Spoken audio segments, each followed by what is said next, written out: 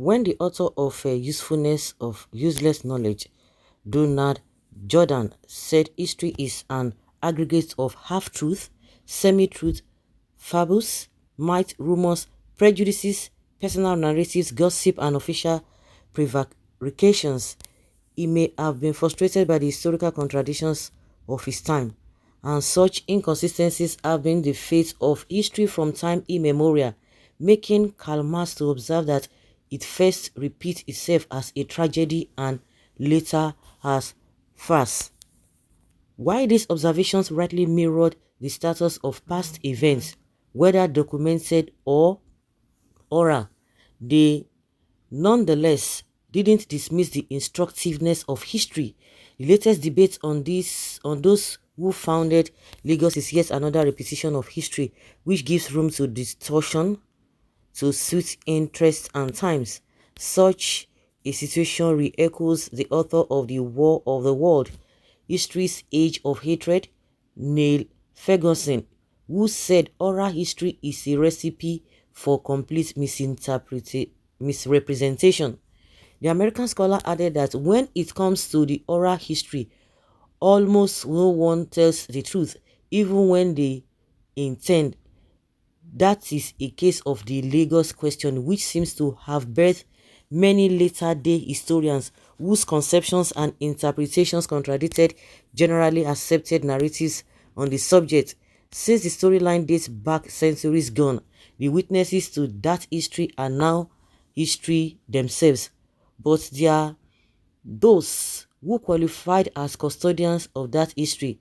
One of them is Her Royal Highness Erelu Kuti, IV of Lagos, Erelu Abiola Dosunmu, a direct descendant of the progenitors of Lagos kingship.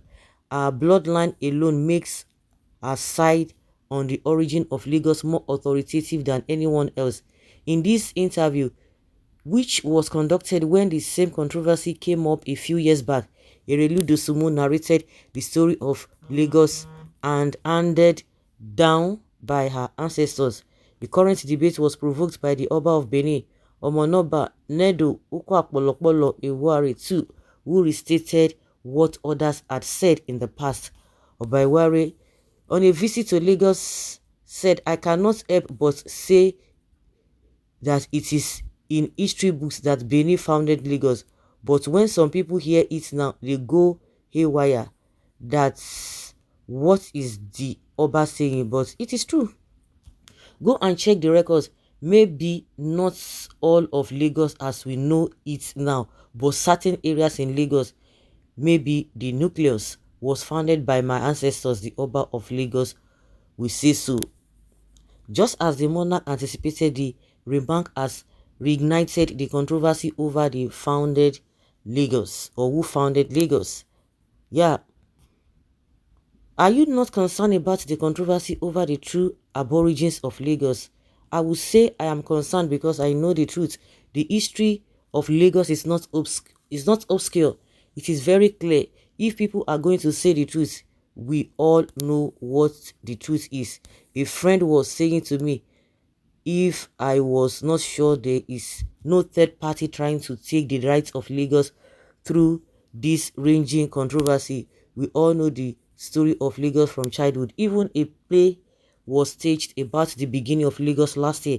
I just know that the truth will surface after this raging controversy because a lot of the gladiators have been mislead in some of their discussions. Can you give clarity of some of the things you consider not to be factual among those that have been said so far? And said, the territory of Lagos has always been an extension of the Benin Kingdom in the sense that they use it as a passage to the port for their trading and interaction for foreigners.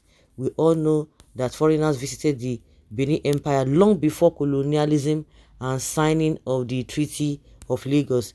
This is their pathway and hunting ground.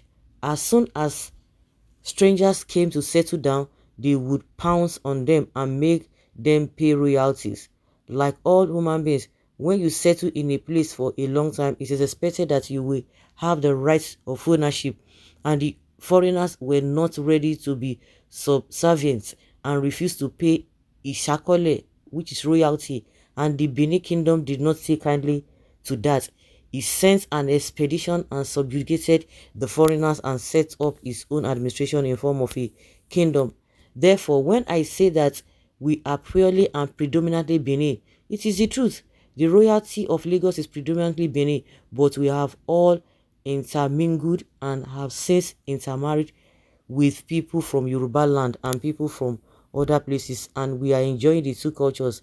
We are even enjoying more because we now have Igbo, Hausa, other tribes settling in Lagos. We are not enjoying the Yoruba influence alone. We are also enjoying other influences. Okay. The woman said a lot, and this is what a lot of Yoruba people will not want to hear, but that is the truth. The truth must be told. Ado met indigenous people when he came from Benin. Does this mean the Benin had two kingdoms, Benin 1 and 2? From this account, Sef Benin has nothing to do with Lagos Iko indigenship. At best, they were warriors, they conquered the territory, and they were collecting tributes from the local. In any case, the federal government is trying to divert the attention of citizens. Yorubas hardly like to hear the truth, even when claiming to be civilized. See them with their energy destroying Igbo's properties up and down just because they want to assert ownership over Iko. Anyway, God works in a mysterious way. Now, it's even the great Benin that is reminding them of the actual history of Iko. What they are good in is to do music and hide under drug trafficking. Very lazy people, opportunists and ingrates. Not all of them. It is very wrong to generalize. Lagos belongs to Yoruba. Any other history is not and void. It's a lie. You cannot avoid it. You better accept it. And I love the way the Erelu puts it. Yoruba that are slaves to Fulani, I pity you guys. The Benin kingdom remain worldwide. Many people twist history because most of what happened in the past are always downloaded orally, but the fact still remains that descendants of Oduduwa established Iko, but the royal stool of Iko was created by the Benis, who happen to be a descendant of Oduduwa. Again, so why the argument we are all blood brothers when it comes to royal house of Benin and Iko, but Idejos and Aworis own the land? A warrior kingdom can collect Ishakole from other less towns because of their military might. So guys, let's hear your opinion and have your take on this. Thank you.